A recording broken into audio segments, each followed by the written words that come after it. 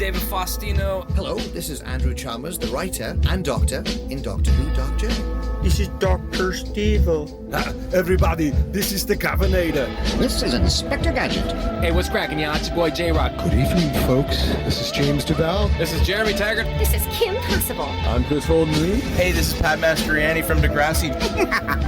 This is the evil Dr. Bad Vibes. Again, this is Messy Bear. And this is Morph from X-Men. Hey, this is Andrew Gustess. This is Sean Gunn. Hi, this is Robert Carradine. It's Tammy Stronach from The Neverending Story. Hey, it's Zach Callison. Hey, I'm DJ Jenny Rob. And I'm Neil Young. I'm Commander Shepard. Ralph Garman here. You're listening to Droids Canada. You've made an excellent choice. You have chosen wisely. Warning. Listener discretion is advised. Hello.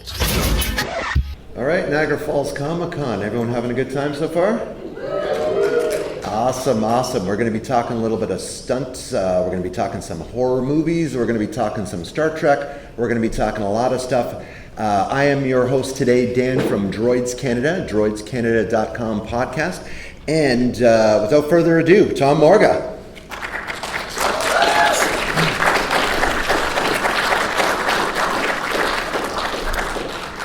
So now while Tom's coming up to the stage here, hey, welcome. Hi.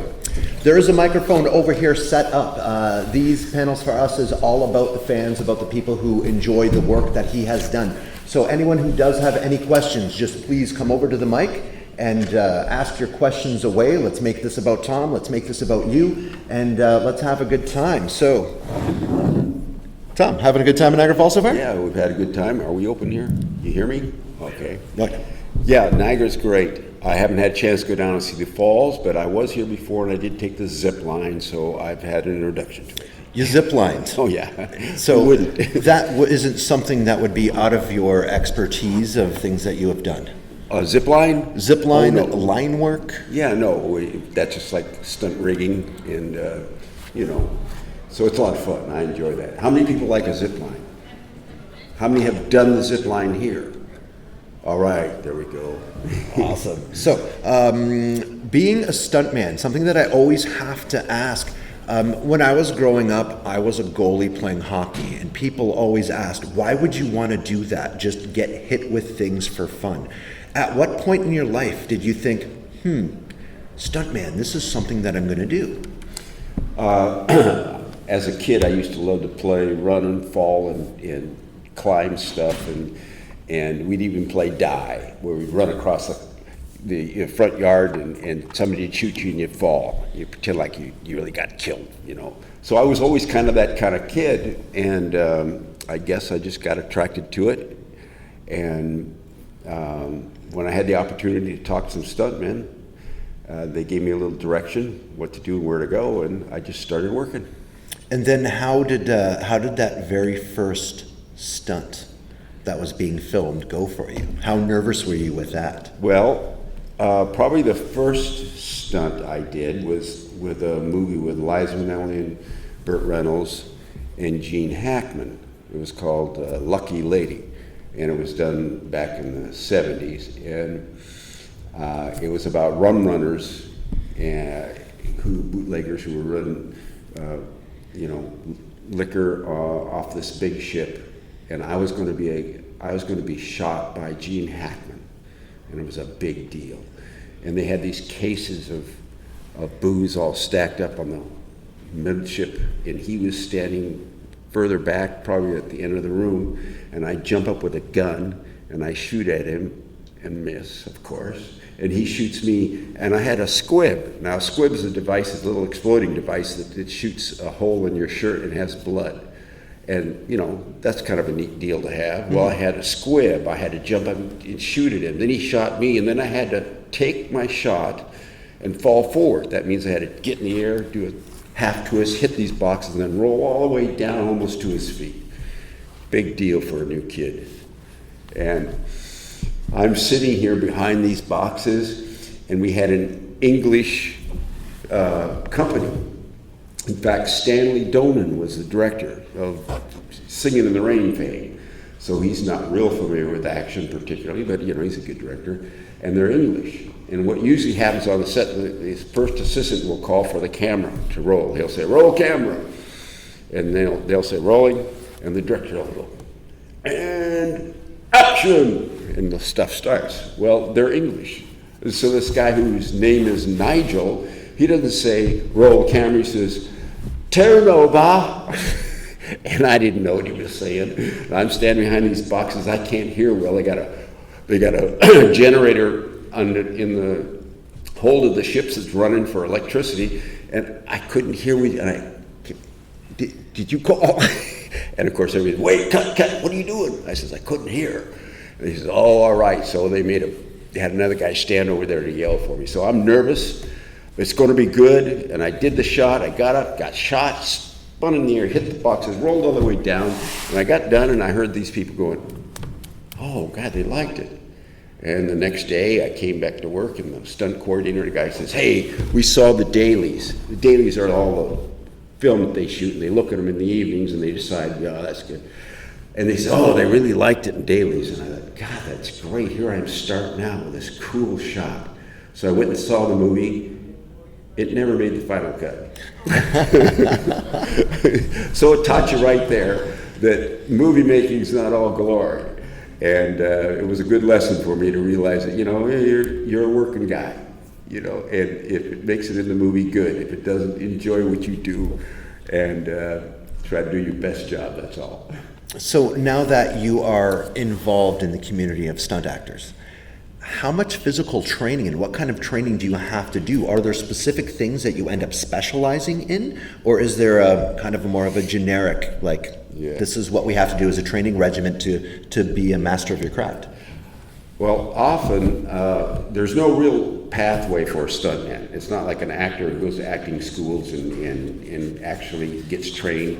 There are places for stuntmen to learn where other stuntmen have schools. There are those things, but they're not as direct as what a person who wants to be a stuntman is. Kind of athletic and pursues it on their own. And sometimes they're a specialist. They might be a great motorcycle rider and know somebody that, we could use a guy to do this in this movie.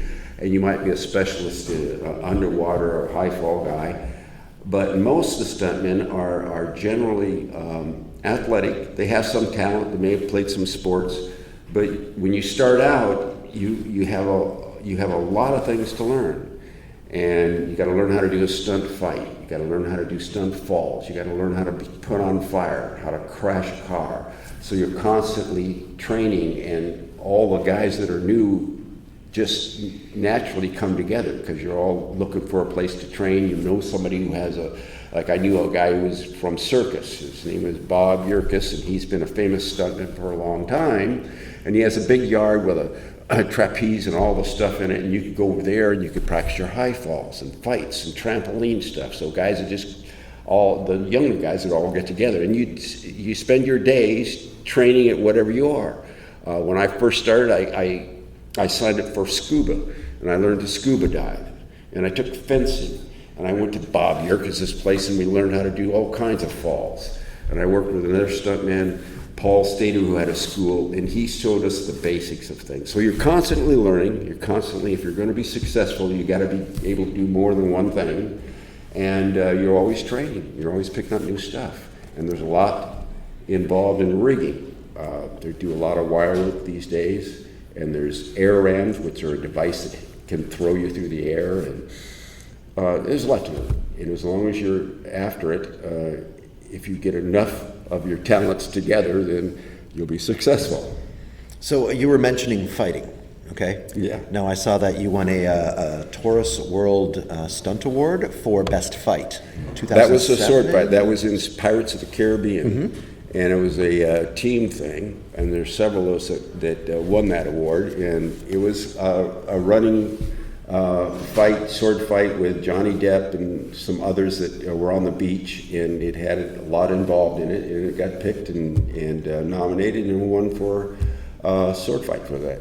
That's awesome. That year, and it was kind of fun. So, how many? Who are the most famous people that you have doubled for?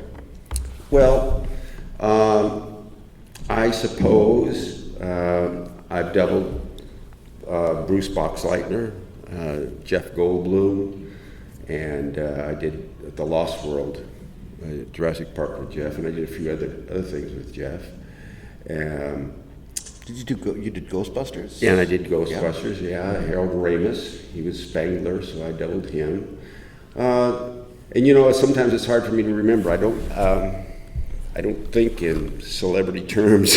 But you do have one of the longest internet movie databases I have seen from the amount of work that you have done. Well, I have quite a few credits. It's not unusual. If you pick out a stuntman that's been around as long as me and has done things, you'll see a lot of stuff. But yeah, I did Shawshank Redemption. Everybody thinks that was a big deal. Tim Robbins and different things.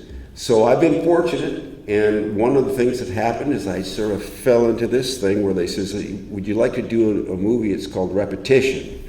And we're going to cast for it. And a friend of mine, Dick Warlock, if you ever heard the name Dick Warlock, he was like the Halloween quintessential Michael Myers. He was the stunt coordinator. And he says, bring me in and have me meet the director. And the director says, okay, here's what I want you to do. I want you to stand up like you're laying down. Just stand up without using your hands. You just get up and start walking towards you like you're a killer.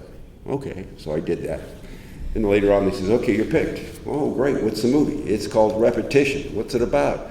It's one of these Friday movies.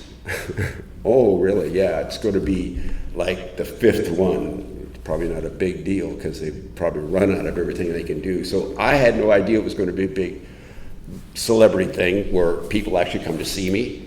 But there you go.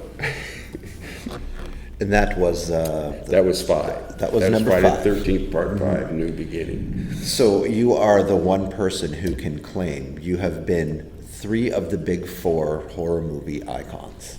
Well, I have done them. If you think of it in a realistic world, if you're making a movie, your goal is to make a strip of film that's good, people like, and it's not necessarily about one person. It takes a whole company. And in my case, I did Halloween 4, but so did George Wilbur. I did half that movie, and he came and did the other half. And when I did the Friday the 13th, I did the majority of everything in The Mask. And Dick Whean, who was the actual, guy who was playing Jason, or was supposed to be Jason, he was an impersonator. He was the actor. I was his stunt double. And when people give me credit for Chainsaw, I was in Chainsaw 2 for about 3 seconds because there was a scene where they were going across the bridge. Leatherface comes up from the back of a pickup truck, reaches over and starts cutting this convertible on a Mercedes, and they fly back through he's going backwards and the Mercedes going forward. He's cutting this thing as they're going across the bridge, and they wanted one last shot that would be everything going off in a distance. So it's a low camera on the street, and the cars that take off and just go like to infinity. And Bob Elmore, who was the stuntman who did all the work on the movie with the chainsaw action as Leatherface, had been working all day. His arm was sore. I walked in because I was going to double somebody else, and I just got to the set, and I said hello to the guys, and the stunt coordinator says, hey, Tom, would you jump up here and do this last little teeny cut, put on this Leatherface stuff, and just do this one shot. So I did that, and it lasts about that long, and I talked to somebody about it, and they says, wow, then you're Leatherface. No, I'm not Leatherface. I had about a half a second. Well, that counts. So therefore, people say I've done all 3. Yeah, no, you have done all 3. Okay. That's what it is. And if it counts to you, I never counted it, but if it counts to you, I think it counts to everyone who's in here as well, So now doing the horror movies and also doing science fiction and doing action and doing fantasy movies as well and everything did you ever think that the horror movie genre would be the one that would give you the most fandom? Oh, had no idea. No, in fact, I was working on other things, and I had a commitment the last night of the shoot that was going to be when Jason falls out the back of a barn, and that I set the fall up. I had it all ready to go, but I wanted to get out of that night because I had something else going on. I had John Hawk. If you heard Johnny Hawk, he doubled Jason for that one shot. I brought him in and says, "Hey, I got to be gone. Would you do this?" And so he did it. So now he has been Jason in 5 as well. So yeah, I had no idea it would be anything. And like I always say, the only reason I'm here talking to you is because of you. If it wasn't for you and your interest, I would be just another job. I doubled John Travolta with Olivia Newton-John in their second movie together, which I thought was going to be a big deal. I don't think anybody's heard of it. So you never know. In fact, when I did Ghostbusters, we all thought that was going to be a real turkey, because that's when they first started using computer graphics, and they would go in and shoot the wall, and they say, oh, they're going to put something up there, a ghost, you know. Oh, really? It didn't sound like it was going to turn out to be very much of a movie. And guess what? It was. Now then, being someone involved with horror movies, like we were talking about those iconic characters, is there something that, this is actually a friend of ours who was in the con is like, I've always wondered this question, so I'm literally stealing her question. Okay. Is there something a horror movie icon is afraid of? To do as a stunt, or oh to no, watch a just movie? in general. Just in general, what is something that you are afraid of? Because there are a number of people who are afraid of the characters that you've played. Yeah, I mean, I'm a person like you. There's certain things that might frighten me. I mean, I know a stunt guy that you can't get him close to a snake. He doesn't like snakes. I think I just have normal fears. I have a lot of respect for heights, but I do a lot of high falls. And there's more of respect for something than just out fear. But of course, everybody's been startled and scared, and I'm included as well. I remember the first movie I saw was called The Thing, the original. I remember that. And I'm sitting with my friends, or I think it was my brother, and we're in the middle of the seats, and this thing starts out, and it's getting me scared. So I get up, I walk out, I go to the curtain, I watch the rest of the movie through the curtain.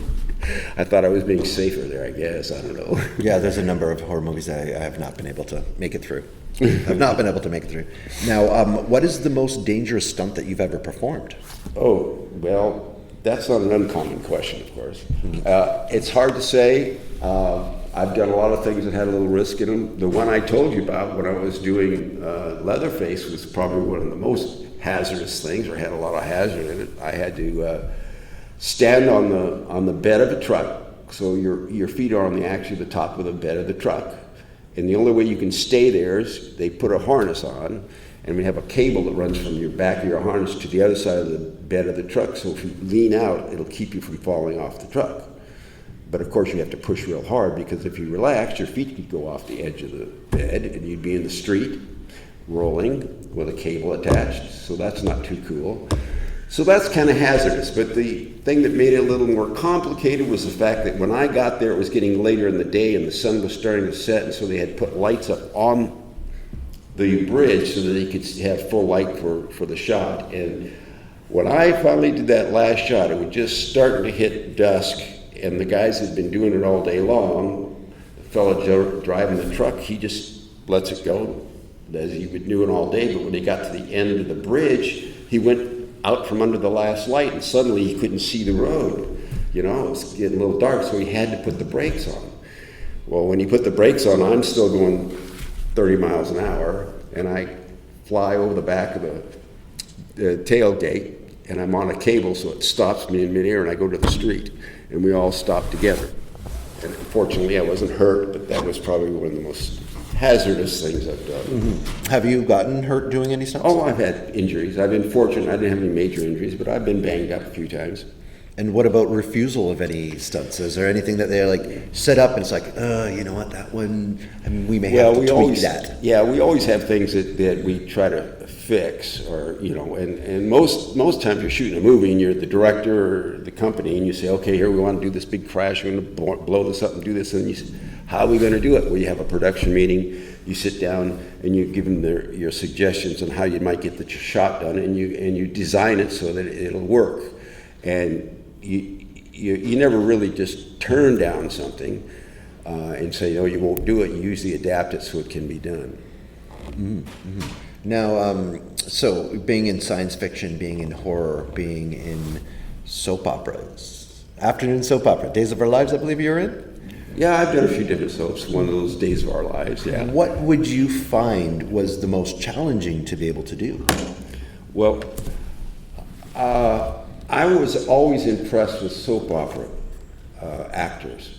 They do probably as much as a regular TV show is done in a day.